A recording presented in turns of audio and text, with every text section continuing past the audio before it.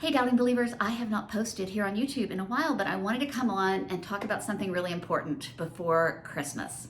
And that is the difference between forgiveness and reconciliation. I know two very Christmassy topics. Actually, they are, because we're talking about gathering with families, many of us at Christmas time. And sometimes families require to engage in some forgiveness and some reconciliation. And reconciliation is a very Christmas idea. We sing it every year. God and sinners reconciled. That's what Christmas is all about, y'all. Jesus came to earth. God with us. God one of us, so that we might be reconciled with God. So, forgiveness and reconciliation, very Christmassy things. However, they are not at all the same thing, and I just want everybody to be clear on that. Jesus tells us to forgive 70 times 7. We are told to forgive one another throughout the Bible. And like so many things in the Bible, it is for our own good. I have a whole class about it called Health Hacks from the Bible, about things that we are told to do in the Bible that are not just for our spiritual health, but medical science has borne out is actually good for our physical health. And we talk about forgiveness. Studies have shown that people who do not forgive, who hold on to grudges, who cling to resentments, they have higher blood pressure and they have a higher risk of heart disease, stroke, and heart attacks. So we need to really work hard at forgiving others because the life we save may be our own. And that's the deal with forgiveness. You can forgive someone without them participating in it at all. They don't have to say they're sorry. They don't have to even realize what they've done is wrong for you to forgive them, because forgiveness is something you do for you. You are saying, I am no longer going to let the hurt and harm you caused me run my life. I am not going to allow it to limit my life. I am not going to hold on to that so that I cannot move forward. I'm going to go on with my life and let the harm and the hurt you did to me go.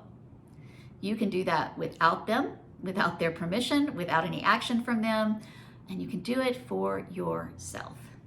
So that is forgiveness. Reconciliation is a very different thing. Reconciliation is coming back into relationship with one another. And make no mistake about it, there can be forgiveness without reconciliation. And in fact, sometimes, even though ideally our goal should always be to reconcile with others when relationships are broken, there are some times when that is not possible or even advised.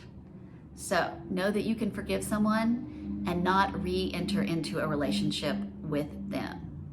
Because reconciliation requires actions on both parties' parts.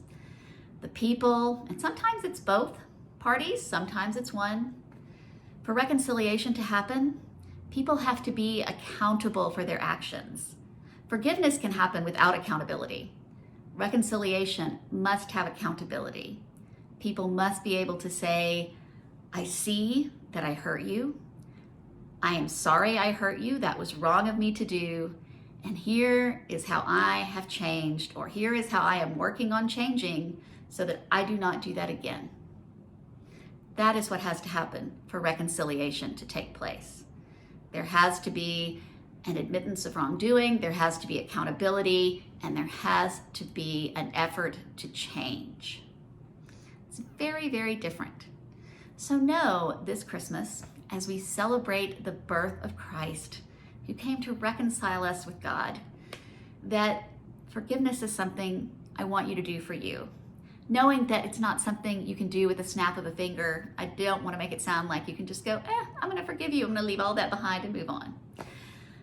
It can be a process. It can be a long process. It can take years.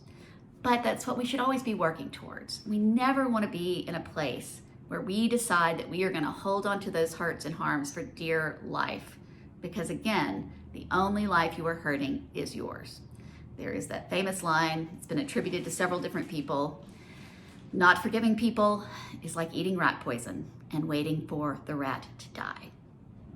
The only person you're hurting when you hold on to grudges and resentments is you. Reconciliation, entering back into relationship with someone, is a very different thing indeed.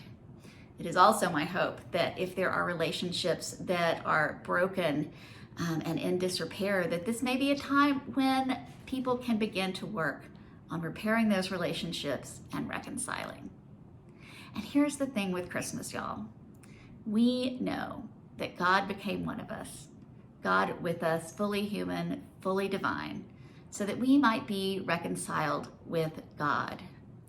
So know that even if you cannot reconcile with certain people, there is no reconciliation that is possible for them with you.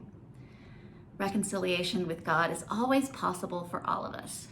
So if you are reconciled with God and they are reconciled with God, perhaps that connection is close enough for now. So this Christmas, my wish for you, my prayer for you, my hope for you is that you will be able to forgive, or at least begin down the pathway to forgiveness, to forgive whoever has wronged you, whoever has harmed you, whoever has hurt you, so that you can live the life that God calls you to live.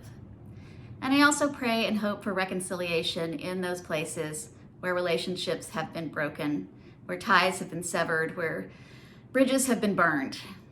And if it is available to you, if it is a possibility, that those relationships be reconciled. But no matter what, whether you are quick to forgive or slow to let go of grudges, whether your relationships are whole, whether they are broken, know that you are loved beyond belief by a God who loved us enough to become one of us. So that no matter what our relationships are like here on earth, we know that we are reconciled to the God who created us, to the God who loves us, and the God who will never let us go.